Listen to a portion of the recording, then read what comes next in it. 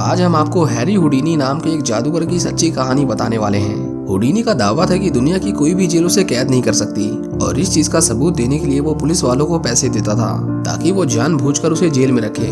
Police को भी लगता था कि वो कभी उस जेल से भाग नहीं पाएगा, पर जब कुछ देर बाद वो वापस आते थे तो हुडीनी वहाँ से फरार हो चुका होता था।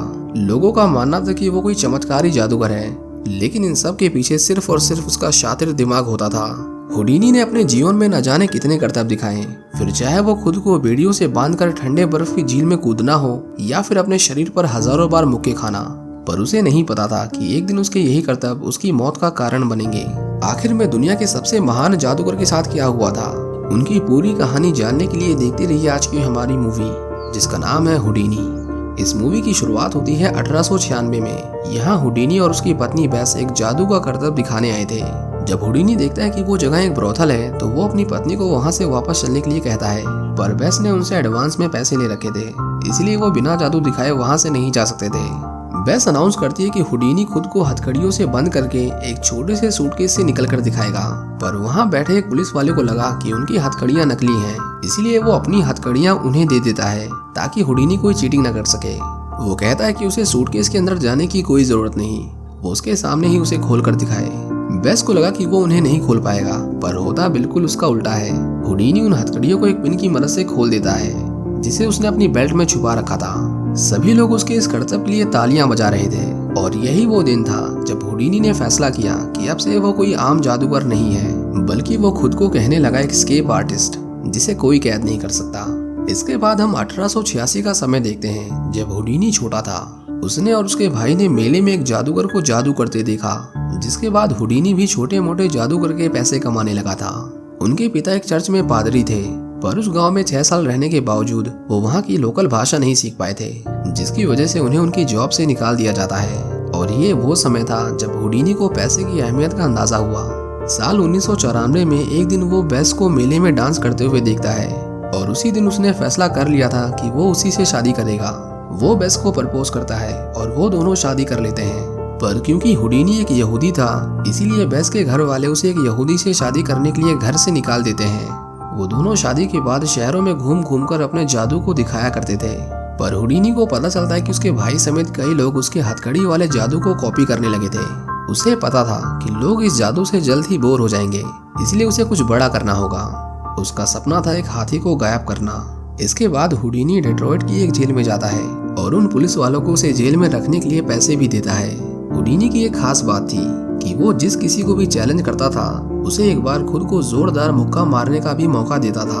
वो पुलिस वाला हुडीनी को जेल में डाल देता है, पर जब वो कुछ देर बाद वापस आता है तो हुडीनी वहाँ से गायब हो चुका था।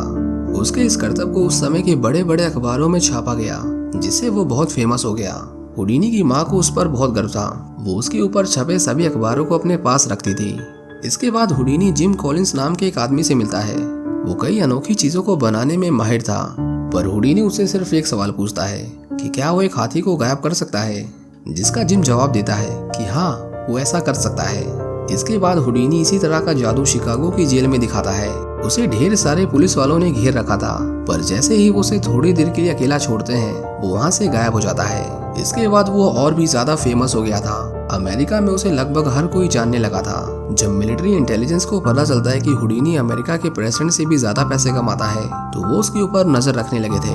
ये वो समय था जब इंग्लैंड और अमेरिका दोनों मिलकर जर्मनी की जासूसी कर रहे थे, और जब उन्हें पता चलता है कि हुडीनी अपने एक मैजिक शो के लिए जर्मनी जा रहा है तो उन्हें लगा कि इस काम के लिए हुडीनी से बेहतर आदमी कोई नहीं।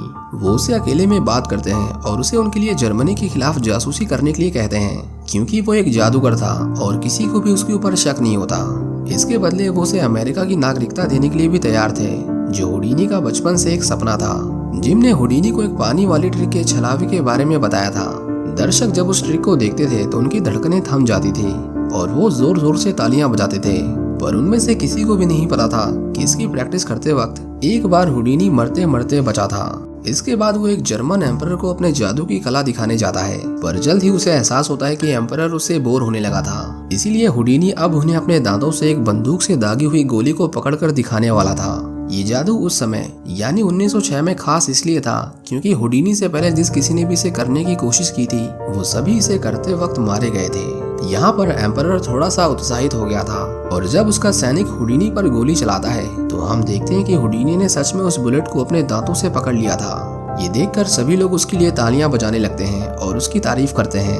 हुडीनी जर्मनी में कुछ समय के लिए रुकता है और उसकी मेहमान नवाजी के लिए एम्परर उसे अपनी शाही सेना से मिलवाते हैं। वो देखता है कि वो बड़े बड़े लड़ाकू जहाज बना रहे थे और उनके पास बहुत सारे आधुनिक हथियार भी थे, जिसका मतलब साफ था कि वो जंग की तैयारी कर रहे थे।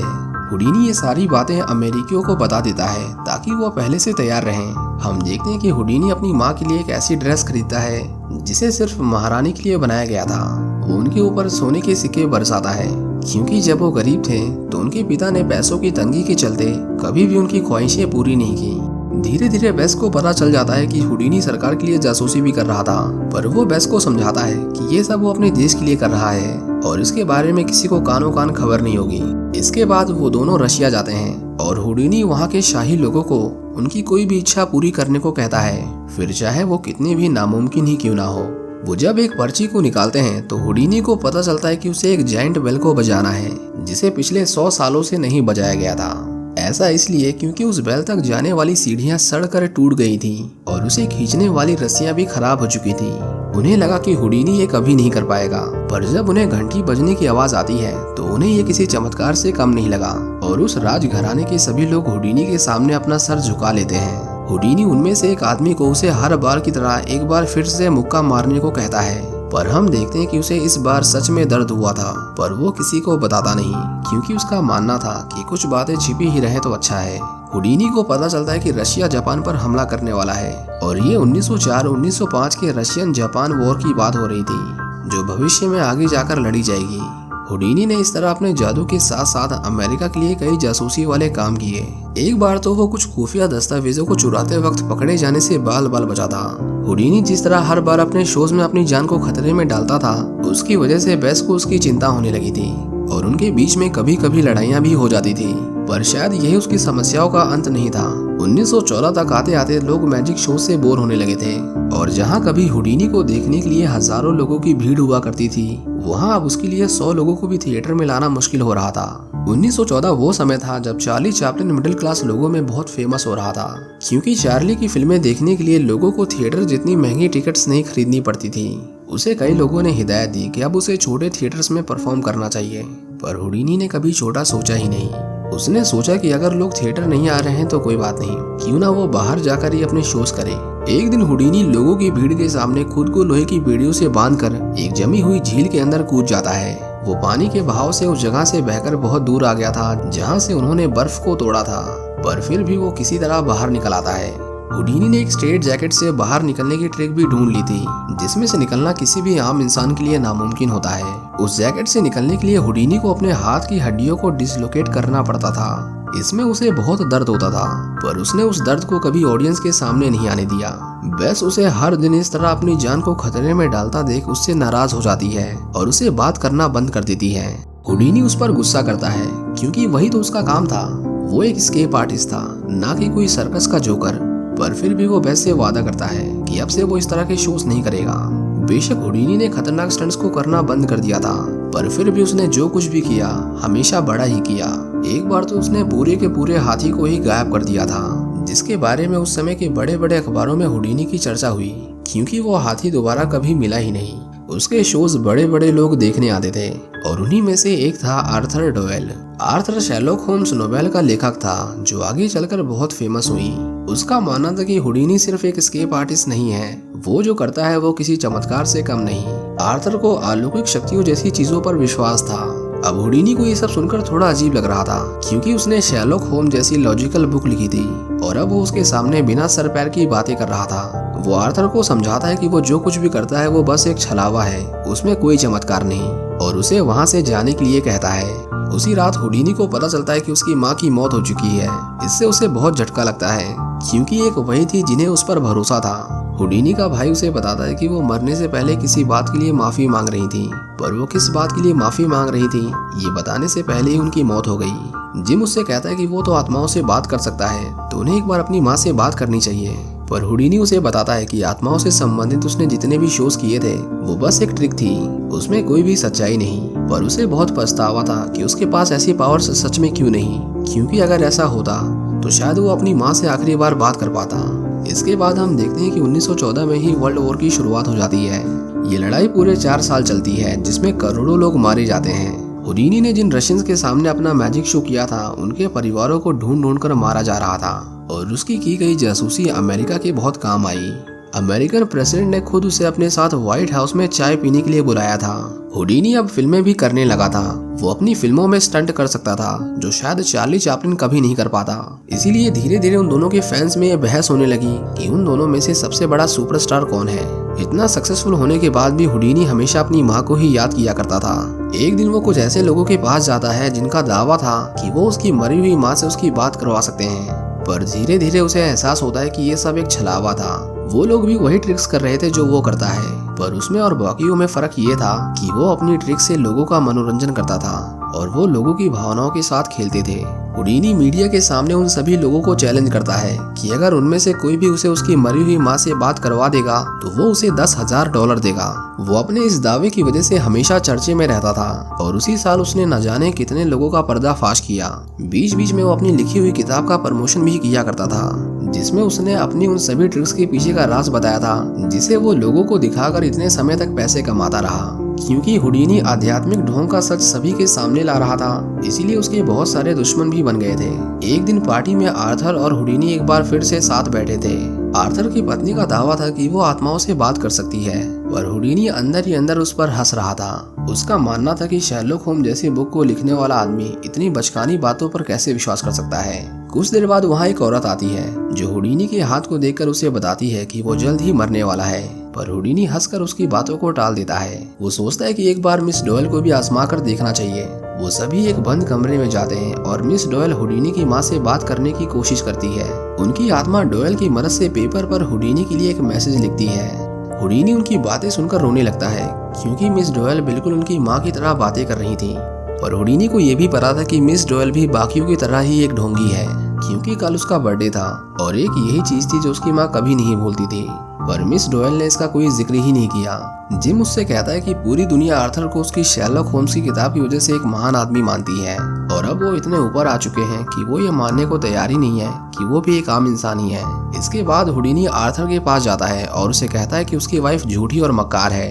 आर्थर अपनी वाइफ की इंसल्ट को सहन नहीं कर पाता और उसके पेट पर जोर का मुक्का मारता है, जिसकी वजह से हुडीनी को चोट लग जाती है। हुडीनी इसके बाद उन्हें भी नहीं छोड़ता और पूरी दुनिया को बता देता है कि आर्थर और उसकी वाइफ आत्माओं से बात करने का ढोंग करते हैं। और इतना ही नहीं, उसने अपना इनाम बढ़ाकर $25,000 कर दिया था, क्योंकि वो चाहता था कि कोई उसे गलत साबित करे ताकि वो अपनी माँ से बात कर पाए। हुडीनी की स्टेटमेंट की वजह से मीडिया आर्थर और उसकी पत्नी से बहुत सवाल पूछने लगी थी।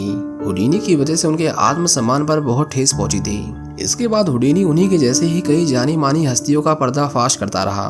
उनमें से एक ने तो उसे ये भी कह दिया था कि जिस दिन वो मर जाएगा तो वो उसकी आत्मा से वो बुलवाएंगे जो हम बुलवाना चाहते हैं। हम देखते हैं कि एक दिन हुडीनी हर बार की तरह अपने मैजिक शो को परफॉर्म कर रहा था। पानी में जाते वक्त उसका एक पैर फ्रैक्चर हो गया था, पर फिर भी उसने किसी तरह अपने शो को पूरा किया। डॉक्टर उसके पैर पर 7 हफ्तों तक प्लास्टर लगाने की हिदायत देते हैं, पर हुडीनी को तो तुरंत ही अपना अगला शो करना था, इसीलिए वो प्लास्टर नहीं करवाता। उसे अखबार से पता चलता है कि उसकी वजह से अमेरिकी सरकार ने उन लोगों को फंडिंग देने से मना कर दिया था जो अध्यात्म का ढोंग करते थे। शो के बाद कुछ बच्चे उससे मिलने आते हैं जो उसका स्केच बनाना चाहते थे। कुछ देर बाद गॉर्डन व्हाइटहेड नाम का एक आदमी उनके रूम में आता है। गॉर्डन उन लोगों में से एक था जो हुडीनी को बिल्कुल पसंद नहीं करते थे, क्योंकि उसने आर्थर के खिलाफ बोला था। वो हुडीनी के पेट में एक जोरदार मुक्का मारता है और वहाँ से चला जाता है। हम देखते हैं कि उसके इस हमले का सीधा असर हुडीनी के अपेंडिक्स पर पड़ा था, जिसकी वजह से उसे बहुत दर्द होता है। वो फिर भी अपने शो को आगे कंटिन्यू कर रहा था, पर हम देखते हैं कि वो शो के बीच में जोर से जमीन पर गिर पड़ता है, जिसके बाद उसे तुरंत ही हॉस्पिटल में एडमिट करना पड़ता है। डॉक्टर्स जब उसके शरीर का ऑपरेशन करते हैं तो उन्हें पता चलता है कि गॉर्डन की उस मुक्के की वजह से हुडीनी का अपेंडिक्स फट गया था। उसे साथ ही साथ गैंग्रीन इन्फेक्शन भी था जो उसकी बॉडी में पूरा फैल गया था। गैंग्रीन इन्फेक्शन एक लाइलाज बीमारी है, खासकर जब वो इंटेस्टाइन में हो। हुडीनी अपने आखिरी कुछ दिनों में अपनी पत्नी से बातें करता है। वो चाहता था कि वो आखिर तक उनके खिलाफ लड़े जो लोगों में अंधविश्वास फैलाते हैं। हुडीनी ने मरते वक्त अपनी माँ को अपने सामने देखा था और इसी के साथ द ग्रेट हुडीनी की मौत हो जाती है। उसके अंतिम संस्कार पर बहुत सारे लोग इकट्ठा हुए थे। उसके जाने के बाद कई लोग बेस से मिलने आए, जो दावा करते थे कि वो हुडीनी की आत्मा से उनकी बात करवा सकते हैं। पर ऐसा माना जाता है कि हुडीनी ने मरने से पहले बेस को कुछ शब्द बोले थे, ताकि अगर सच में आत्माओं की दुनिया है तो वो उन शब्दों के जरिए बेस ये पक्का कर सके कि जिससे वो बात कर रही है वो हुडीनी ही है। बेस ने हर साल अलग अलग लोगों से बातें की, लेकिन उनमें से कोई भी हुडीनी के उन आखिरी शब्दों को नहीं बता पाया, जिससे ये प्रूफ होता था कि हुडीनी सच कह रहा था। आत्माओं से बात करना बस एक ढोंग के सिवाय और कुछ नहीं। हैरी हुडीनी की मौत 31 अक्टूबर 1926 में हुई थी और इस दिन को नेशनल मैजिक डे के नाम से सेलिब्रेट किया जाता है। इसी के साथ ये कहानी यहीं खत्म हो जाती है। उम्मीद करता हूँ कि आपको ये मूवी पसंद आई होगी। Thank you for watching.